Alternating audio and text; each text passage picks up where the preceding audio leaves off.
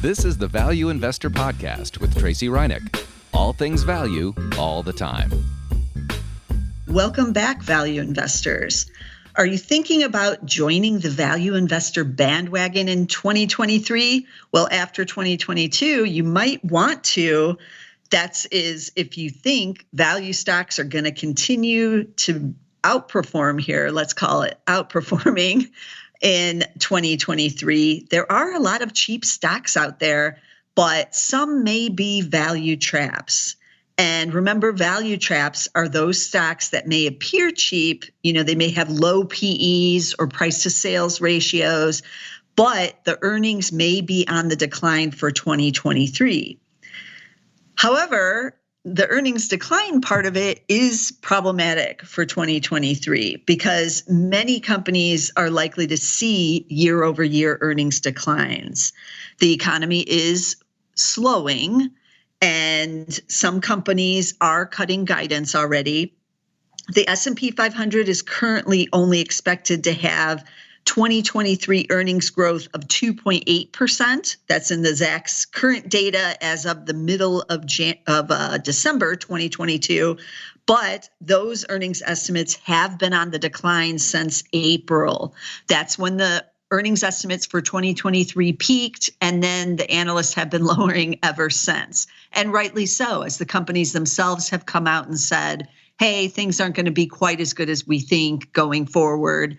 And with the economy slowing and the possibility of a recession next year, companies are getting cautious and the analysts are getting cautious too in cutting some of those earnings estimates. But as I said, right now, Zacks still has earnings growth of 2.8%. It's better than nothing. It's better than a decline. But I do caution that, again, it has been on the decline for months now, and it's likely in the first quarter or so, we could see that number go into the negative for the year.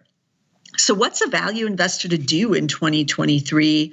You're going to have to dig deeper to find those that are not the traps. So a basic value screen based on something like a PE or a price to sales ratio may not tell you the whole story, obviously, because you may get the cheap stock, but then you go in there and you're like, earnings are expected to decline, 20 or 30% next year. Well, that's not good. How cheap is it then if the earnings are declining that much? It is the value trap scenario.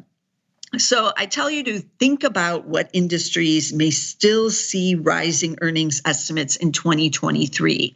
I know it's difficult to wrap your head around considering all the doom and gloom that's kind of out there, the warnings we've heard, some of the guidance cuts already, and to think who could actually see earnings growth next year.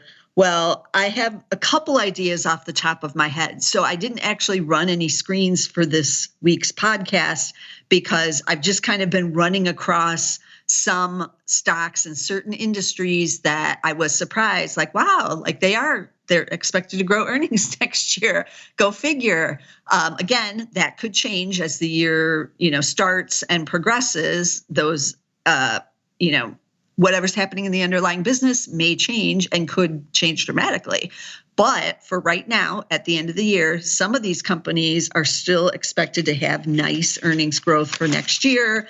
But what are they in? So we really are going into the out of favor categories here because some of these are not going to be in the basic areas you might think these are where it might be cheap, like home builders, some retail, but some of those are areas that will likely be impacted in 2023, especially if there's recession. So we want to stay away from those.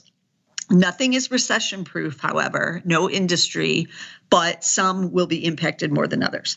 So let's just dive into a couple of different industries where I knew that something good might be going on in 2023. So the first one has to be my favorite and the best performing industry of 2022 and 2021. Yes, of course, energy, but it's not going to be in the same areas of energy as it was for 2021 and 2022. So those years, I emphasize buying the exploration and production companies, the producers, the E&Ps, as they're called. Those are the ones out there drilling for oil, basically. They are the pioneers, the EOG resources. We know them all. We've talked about them. This coming year, you should be looking outside of that into the oil field services area. And why is that? Because oil field services are the guys that help all the people drilling and moving that natural gas around, all of the things in the service side. It may even be that they own boats or helicopters and they take employees and supplies out to the offshore oil rigs out there. That's also oil services. This is an area where when oil first enters into a bull cycle, they're conservative. The drillers, they're just kind of doing their thing with what's already out there. But as they make more money, as the cash flows get better, they want to drill more because they make more money. So they start investing. They invest in putting in more rigs. They need to hire more people. They do all these things to grow the business, but that means they got to call in the oil field services guys. And so we start to see the earnings rise on the oil field services when all the oil companies start making these investments. And that's where we are going into 2023.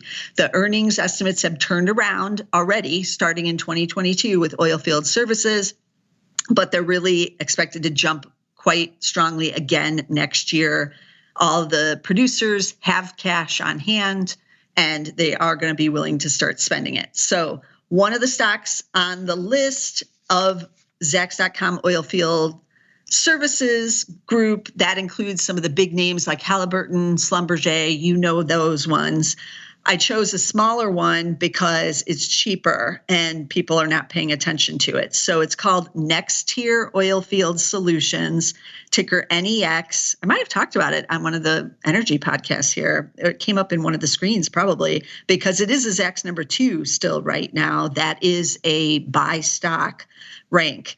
It has a PE of just 7, so that is cheap. Earnings this year, 2022, up 227%. But then 2023, up another 56%.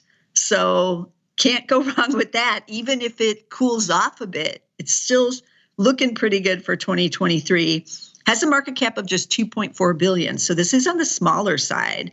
Does not pay a dividend. I did not look to see if maybe it's doing a share buyback or, if cash flows get good, it may do a variable dividend. I don't know. So that's something to look into.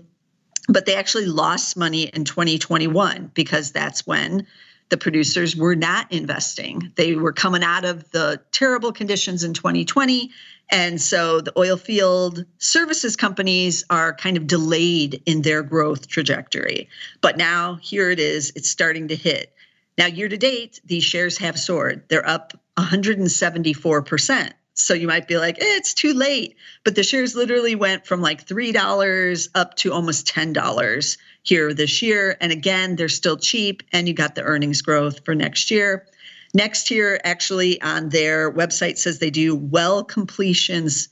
They're a well completions company on U.S. land. So that tells you they're not outside the U.S. and they're not in the offshore there. So just keeping it basic, oil field solutions, that's where some earnings growth can be found for next year. Next year, ticker NEX. Then I looked at solar. We've talked about the solar companies not too long ago on this podcast because they're back in favor now too, at least in terms of the rank and cheapness. But they are still mostly being ignored by the Wall Street because they've been in a bear market so long, nobody trusts them, right? So the company I looked at, Jinko Solar, JKS is the ticker. They're Zacks number 1, strong buy right now. So something good is going on with their earnings estimates. PE of just 13.2, so pretty cheap still. Year to date, up 8%. That is better than the S&P 500, which is down about 15%. But you would think, hey, this might be soaring or doing something if the outlook is good, but nobody trusts it. So up only 8%. 2022, earnings expected to be up 115%. That's this year. Next year, another 68%. And looking at the 3-year stack, 2021, they made $1.70. 2022, $3.67 is what's expected. 2023, $6.18. So something good is going on with these solar guys, right? That's 3 years of very nice earnings growth. And again, still cheap. That's Jinko Solar, ticker JKS. Then I did look at the lithium stocks. We've talked about those because lithium price has tripled. What is happening with those earnings? Is it still looking good for next year? Because this year has been phenomenal. And the analysts think, yes, it will be good again next year. So the one I picked, Albemarle, ticker ALB is the ticker. A as in Adam, L as in Larry, B as in boy. PE is just 12.5. Market cap of 29 billion. They are in the United States. Dividend, they do pay one. It's yielding 0.6%. So it's not great yet, but their cash flows are improving. 2022 earnings, this is when we knew it was going to be good, up 420%, right? Because the lithium has tripled and they've renegotiated their older contracts. 2023, though, still up another 34%. What does that look like over the 3-year stack? 2021, they made $4.04. 2022, $21.02 is what's expected. 2023, $28.21. So I'm liking that, even if it doesn't hold all together. I owned Albemarle in the insider trader portfolio. We bought much earlier in the year when some insiders did buy in there, knowing that it was looking good, right? Going in. The stock has been real volatile all year long. It's had big ups and then it's come down. It kind of moves around with the energy trade, with the price of crude for some reason. So year to date, these shares are up, but just 7.4% right now. But again, the S&P 500 is down around 15%. So still outperforming, and it's still in the green in a year when a lot of stocks are not. But I love that earnings growth that's continuing for next year. We've sold some of our position in Albemarle across the year because it has been volatile, but we are still holding it. And this is a long hold for my insider trader portfolio. We normally don't hold, much more than 6 months. So we've been in it longer than that now. So that's Albemarle, ticker ALB. Then I thought, where else are the earnings increasing? Obviously, again, there's some retail that it still looks okay going into 2023. But if that recession hits, that's not going to be okay. You could say the same thing about some of the travel names, even the hotels, the airlines, the online booking companies like Booking.com and Expedia. But again, if a recession hits, these are the first things to go. You don't take that vacation. You decide to do the staycation again and stick around closer to home.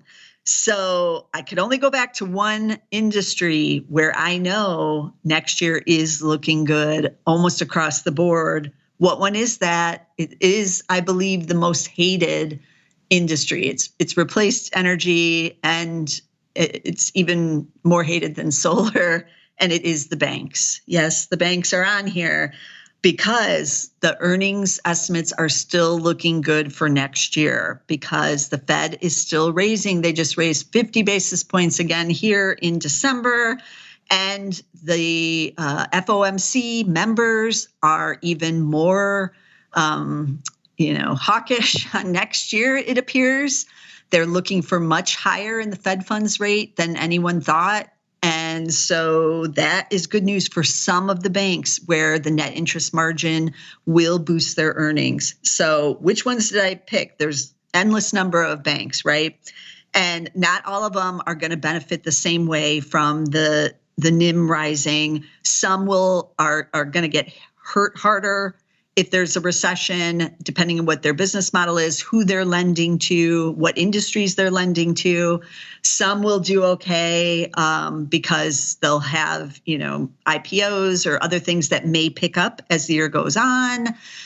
Some do the commodities trading. It's across the board. So know what your bank does. That's the number one thing. So I picked a kind of smaller regional bank and then one of the big banks, because I wanted to give a little bit difference in what is going on with both of them. So the regional bank I picked was Wintrust. I think we've talked about this one before, ticker WTFC.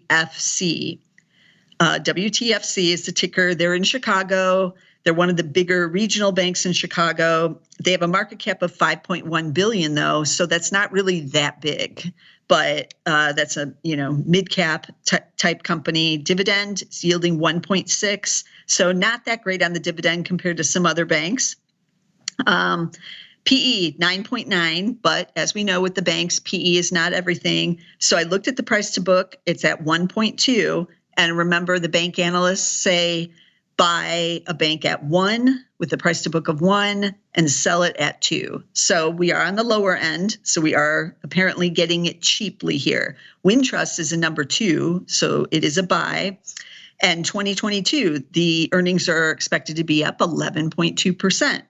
2023, though, up 26% next year as these rate increases really start to kick in and the banks are able to really see the benefit. It is a delayed benefit. It takes, several months for these to work its way into the net interest margin. But when it does, you get that 26% increase. So Wintrust is like one of the, regional banks. The shares are down this year, down 8%. A lot of the banks are down, but that just makes them cheaper. So I still like the banks for next year, and they are one of the few groups that does have some rising earnings expected for next year. So that's Wintrust, WTFC. The second bank, one of the big banks, is Wells Fargo, the one that's been out of favor the most. It is actually a number 3 hold right here, ticker WFC.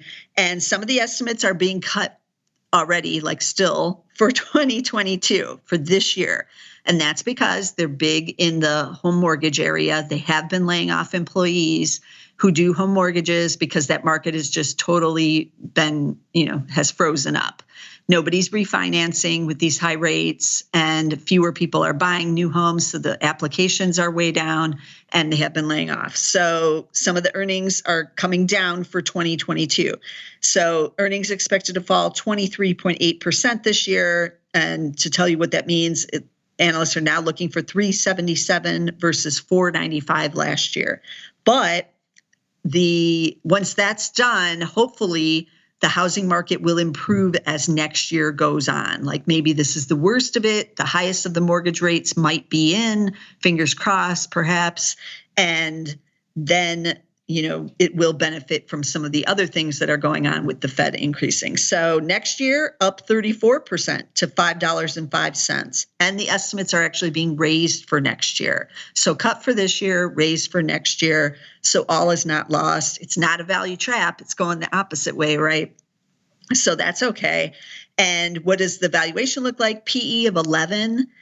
Price to book is at 1.03. So basically at 1. So remember, buy at 1, sell at 2. So that's what we would be doing here. Wells Fargo is one of the big banks, market cap of $163 billion. It does pay the dividend, yielding 2.8%. So that's not too bad. Year to date, these shares are down 10.6%. So getting it a little bit cheaper here. And if it falls further, I'd be even more interested in the banks. But it has been a hard trade in 2022. I thought it would do better this year. It hasn't, but that means it's a buying opportunity in the banks if you're already in them to add to your positions. If you're not in them, to take a look around.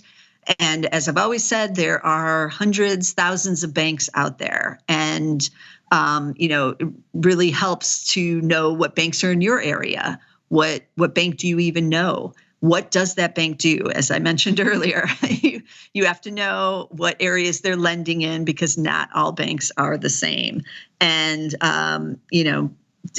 do a lot of investigation on like what is happening with the banks, and the small banks are lightly covered by the analysts, but some are covered. So try to, snoop around, use Google as your friend, and see if any analysts are putting out any kind of notes or reports or anything on some of these banks. I've seen some articles where the analysts have been quoted talking about which banks will have the best earnings pop from the net interest margin. So lists like that are good to check out. So if you can find them, make sure you're digging into that research as well on the banks. Also, these aren't the only areas where there might be some earnings growth for next year. I took a look a little bit around big pharma because that's been hot this year. And, the growth was there for this year with a lot of big pharma, but not so much, at least on a couple of the names I looked at, for next year. So be a little cautious maybe in big pharma if you're new to it. I'm not saying don't own it. I own some big pharma myself, but they have had a nice run here, so you might be able to get them cheaper. I took a look at Pfizer. It's one of the cheaper ones. It's trading at 8 times. Earnings expected to be down about 25% in 2023. So this is what their earnings looks like. It was $442 in 2021, $646 here in 2022, a huge jump, but back down to $486 in 2023. So they're not holding on to those gains, and that's a little bit dicey for me. I also looked at Merck. It's hitting new highs. It's now trading at 15 times. It used to be much cheaper. Its earnings outlook looks a little better than Pfizer does, but it's still expected to be down about 0.6%. So flat to down a little bit. So what does that look like? So they made 602 in 2021, expected to make 738 in 2022, up 22%. But next year, only at 734. So a decline of 4 cents, and that will change obviously as the year goes on. So you're going to have to tune in there. But a little bit of value trappiness there in big pharma if you're really looking to go in on something that has the strong earnings growth expected for now in December 2022. This area is not the one that's showing like the biggest gains. Also, I encourage everybody to look beyond tech. There may be some growth in tech, but I'm worried still about valuations in tech. There's some cheap tech, but there's a lot that isn't really that cheap. It just feels cheap to us, right? So some that were trading at 40 or 50 times earnings, they're now down to say 20 or maybe 25 times. And you think, wow, that's real cheap now. But it really isn't. It's still above the average of the S&P 500. And I like to be greedy when I'm buying the cheap stocks and when I'm buying value. So I'd like to get it even cheaper than that. So I would put it on my watch list on some of these types of companies and wait around and see if there's another sell-off in 2023. If I can get it cheaper, then that growth might be interesting. But make sure it's not a value trap and that earnings growth isn't on the decline next year. There are some tech companies where it is looking, for now, pretty decent, but you're really going to have to dig around. And I like tech. I like being diverse. But if you're looking for new value stocks in 2023 with that earnings growth, then tech is going to be, a lot more difficult, at least for now. Things could change in, the next couple of months. So we'll be tuning back in here on the podcast to see, because I would love to get some tech on the cheap. Wouldn't we all? Yes, we would. So keep that in mind on any industry that you're looking at. Keep the watch list. Nothing wrong with that. You don't have to dive in immediately. That's the good thing about being a value investor. You can be patient.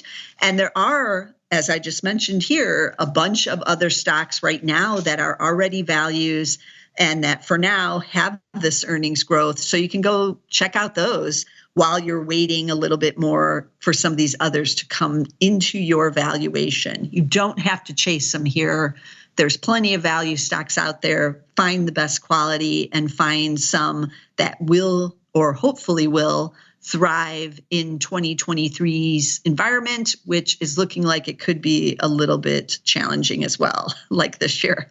So keep that in mind. But let me recap the stocks I talked about on this episode so you can go check them out. So there was next here, Oilfield Solutions, ticker NEX. There was Jinko Solar. So that's kind of fun. I have both the oil side and the solar side on the cheap. So Jinko is JKS. Then we have Lithium, also another kind of interesting play because that is in the electric vehicle batteries. Ticker ALB for Albemarle. Then we moved over to the banks because, yes, even though we all aren't exactly thrilled that the banks are, continuing to show up on the Value Investor podcast, eventually they will have their day in the sun. And the ones on the show were Wintrust, ticker WTFC, and Wells Fargo, ticker WFC. And then I just mentioned quickly Pfizer, PFE, and Merck, MRK. And out of this list, I don't own any in my own personal portfolio. But I do own, as I mentioned, Albemarle in the insider trader because some insiders did think, wow, we're really growing our earnings this year. It's kind of crazy. And they wanted to buy more shares. So who can blame them, right? And it's got big earnings growth expected for next year again. But will they do it? Will that hold? I don't know. But I'm sticking around in it in the insider trader to see if that is the case. But as always, I'm bringing you value stocks every week here on the Value Investor Podcast, but this is our last podcast of 2022, and we're going to take a little bit of break during the holiday season before launching again with the fresh shows in 2023. And you know what that means? The first show always is the classic value stocks. I'm going to look at what happened to last year's list that we talked about on the opening episode, and I'm going to give you what's on this year's list. I feel like it's going to be quite intriguing as we start the new year. So you want to be sure to subscribe, get us on Apple Podcasts, get us on everywhere, Spotify, Amazon Music. You can get us on Zacks.com. We have a podcast page. Click on the link. You can get us there. You can get us on my Twitter feed. I always tweet out the episodes, but be sure to get us somewhere. And since I won't talk to you, have a great holiday season. Happy New Year, everyone. And I'll see you in 2023. This material is being provided for informational purposes only, and nothing herein constitutes investment, legal, accounting, or tax advice, or a recommendation to buy, sell, or hold a security. Do not act or rely upon the information and advice given in this podcast without seeking the services of competent and professional legal, tax, or accounting counsel. Publication and distribution of this podcast is not intended to create, and the information contained herein does not constitute an attorney-client relationship. No recommendation or advice is being given as to whether any investment or strategy is suitable for a particular investor. It should not be assumed that any investments in securities, companies, sectors, or markets identified and described were or will be profitable. All information is current as of the date herein and is subject to change without notice. Any views or opinions expressed may not reflect those of Zacks Investment Research as a whole.